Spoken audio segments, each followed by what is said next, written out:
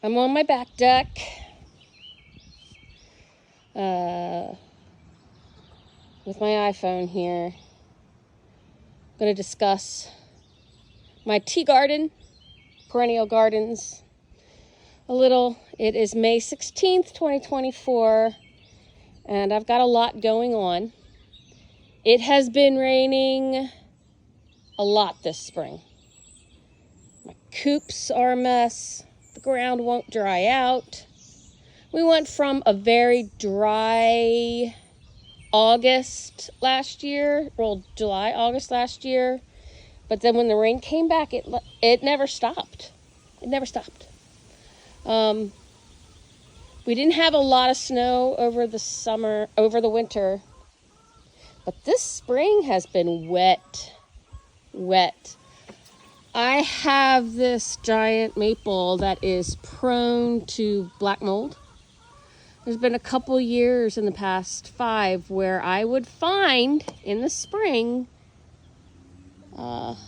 leaves on the ground in the spring, and they were withering away black. So I went to ask the experts.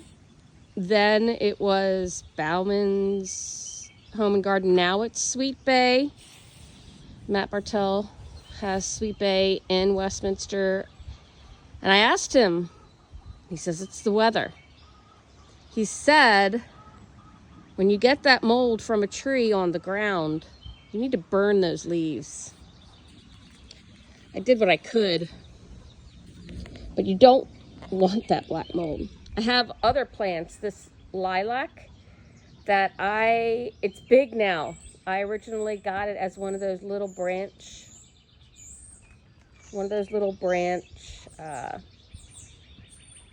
roots. It was super tiny. I had a couple male goats that year that ate my entire backyard. Got rid of those darn things, and it's taken 4 years to get big and pretty, and I finally got some blooms this year, but not very many. I've got 1, 2, 3 lilacs from that year. All of them were from those root boxes from Tractor Supply, and they look great. But you know what? Lilacs and peonies, you can see my peony. This was my original peony from the first one I ever bought. I love it. The peonies have that 2-week bloom period, so you can see some are blooming. And I'm going to go out later today and take the blooms off. My goal is to put new peony plants in every year, because when the family females start, there's weddings and proms. They're not going to be ready for proms, but weddings and whatever fancy spring events we have eventually. I'm hoping to be able to supply some of the flowers if anyone chooses a spring wedding. But the peony plant, even after the short 2-week bloom window, is good for foliage. The only problem is both the lilac and the peony are badly prone to white mold. I've gotten it every year. And one of these years I'm going to have to figure out how to combat it, because if I want the green foliage used in fall arrangements, I'm going to have to be able to combat the white mold.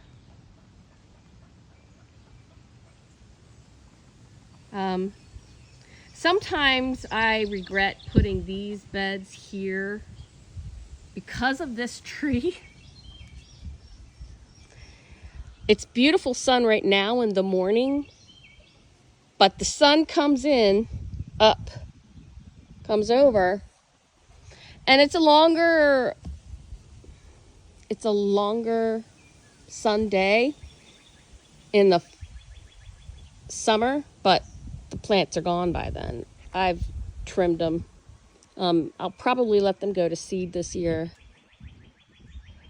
You can see how the plant bends to reach the sun, and so they're always bending that way in all the beds, because the sun will come up and hides behind this big beautiful tree that my coops are under. So a lot of these plants are always reaching that way, and then they stay that way. So I have a really good spot for these beds down here. I have one bed that has a really pretty hydrangea, and when those blooms come in, they're white. I also have more peonies that are growing. So I have smaller plants, you can tell. Those will eventually grow bigger. I'll need to make sure that they have space to grow. Right now in that bed, last year there were carrots. I dug a lot of the carrots up, but last year I had up against the garage a lot of common poppy and giant larkspur. And a couple of years in a row, that bed, when it got big, it's a mess now, would have really pretty red and purple blooms at the same time. It was beautiful. I would let the giant larkspur or the rocket-like larkspur go to seed. And all you really need to do is let it dry out, and then you can collect these little pellet seeds and just immediately throw them wherever you want them to come. And last year, I put them in these couple of beds down there at the bottom of the yard, at the lower yard. And they've come up, and they've got the buds going. And it's a good filler for any flower arrangements. Later this year, I'll be able to take more pictures when the color comes in. It's a beautiful blue. And you'll see how gorgeous they are. I have 3 beds that are established in the lower yard. Those, these 3 really have to have deer-resistant plants in them, because I had daylilies down there, and the daylilies all get eaten.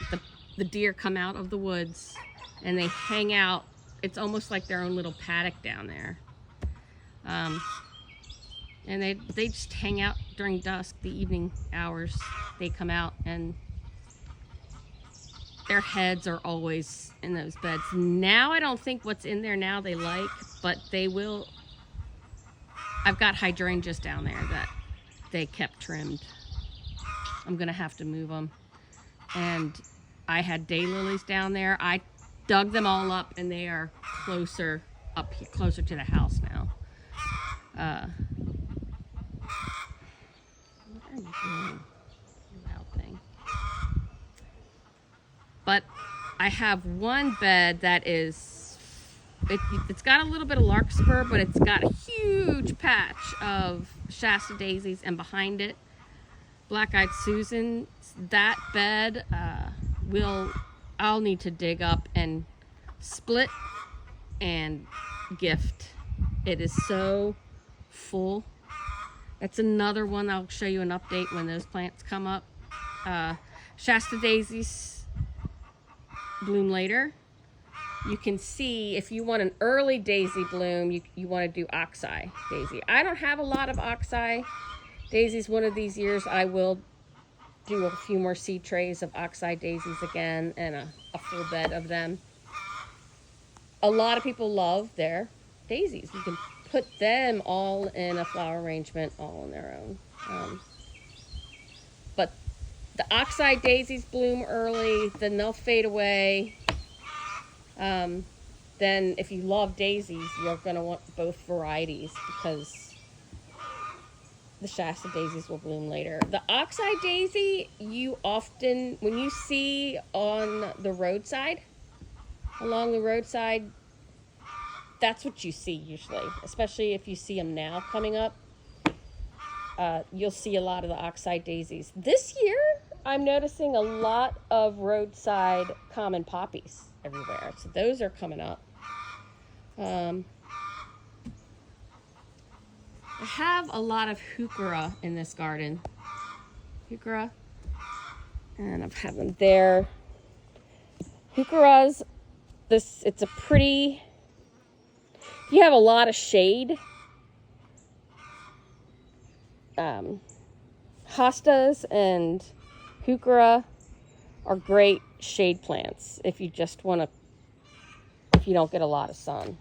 Now, I have one Shasta back here. It doesn't do well. It's fine now, but late summer, it's struggling a lot because of where it is. My backyard is easy 5 degrees warmer than the front yard. All the time. It's basically, my backyard is a different grow zone than my front yard. And up against my house, cool weather plants will survive up against my house all year, all summer. And shade plants will. So this first bed, I've got to go, it's May 16th. And because it's so warm up front, out back, I've got chrysanthemum plants that I've got several chrysanthemum plants. So as you know, chrysanthemums are that beautiful fall plant, but it's a perennial. A lot of people buy your chrysanthemums and they toss them. You put them in the ground in the right places, you'll get those fall plants back every year. So but the chrysanthemum needs to be pruned throughout the summer. And these guys, I'm going to have to do a hard cut back because they are so big right now. 1, 2, and then I've got some here. If you don't cut them back, they are not going to, when they do finally bloom, they'll grow up and fall down. And you don't really want that. You want them in a nice tight ball. Years ago, it was recommended to me that you can prune them. June 1st is a prune day and July 1st is a prune day, so that you have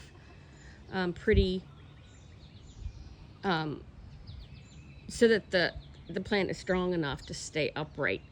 Their experts know to prune them more often. My sister-in-law did a great job. She pruned hers several times. I am not an expert at when to prune, but because these have gotten the ones in my front yard are barely out of the ground, and they're coming up some, but these ones here, these chrysanthemums here, they're tall, and I need to prune them down well. But as you can see, this bed here, one of my oldest beds, it's a lot of peony in here. And then I also have some Astele that's coming up in there. The Astele, again, is a good shade plant. I've got mine in the sun. It's doing okay. But if it's too much heat, it may not do well. And it's another good foliage plant. It's got you can get them in different colors. I have the dark red ones.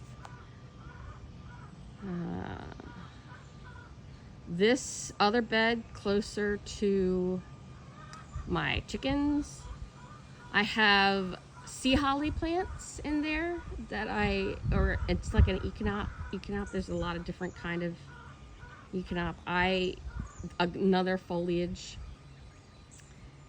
But this bed gets ravaged quite frequently when I allow my chickens out, and so I've put comfrey in there this year. It also has some Ilex winterberries that I'm trying to get big. They actually have blooms on them this year. We'll see how they do. But they're slow growers. They must be. They're another one I got from a root box and put in. I've had them for a couple years. They really haven't gotten that big. I'm hoping that eventually they'll take off. They're doing a lot better this year. I don't think they grew very well last year because I overcrowded them. I had plants that took all of their sun. This year I'm going to make sure that they're not overcrowded and they get plenty of sun, and we'll see how they do this year. I have one bed down here that's closer up that I moved a lot of my daylilies into, and we'll see how they do. I have different colors in there, hoping for a cross-pollination type of thing. But if they get nice and big, that's another plant that I'll be digging up, separating, potting up, and gifting out. One of the things about daylilies, so there's two types of lilies that people grow. It's the daylily and the Asian lily. Both types, I would say that the daylily is more of a tuber and the Asian lily is more of a bulb. Both can take over an area when you let them go. I have both. And I've often had to dig them up and move them again because I will put one or two in a place that's a silly place and realize I have to move them. So you can buy like 5 bulbs in an Asian lily box one year, put them in the ground, and then 3 years down the road you're trying to figure out what the heck to do because they've taken over an area. But again, they're bulbs, so it's not like it's an ivy or shoot, I'm not doing well. It's not an ivy, so it's manageable. It's a manageable transplant. Anyway, this is a fun time. A very fun time of year. There's my nasturtiums. It's time to put them in the ground or find a planter for these. All of these guys. I have, I started I can't tell where I'm showing this. Eucalyptus from seed this year. And they're doing well. I had eucalyptus plants once before and I killed them. This year the plan is to keep putting them in larger pots.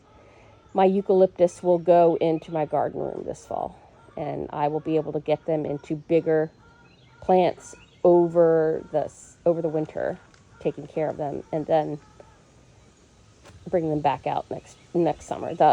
Again, the eucalyptus is a regional type plant. It is a plant that can get rather big, but you can't leave them in the ground here in this area in Maryland. You have to, they'll die out in the winter, but you can bring them in your house and grow them as a house plant for the winter months. Anyway, didn't expect this video to be so long. I'll upload it, post it. If anybody wants some black-eyed Susans or Shasta daisies for me, let me know. Pop on over and we can do some digging. It would be, I think they would survive if we just, take the whole plant out of the ground, then you're just lifting it up and putting it in the ground with the roots intact in the dirt ball. But they should be fine for transplanting. And I'll do another one of these later in the summer so you can see how things are changing. But I have a lot of pruning and weeding to do before it rains again on Saturday and Sunday. Bye, everybody.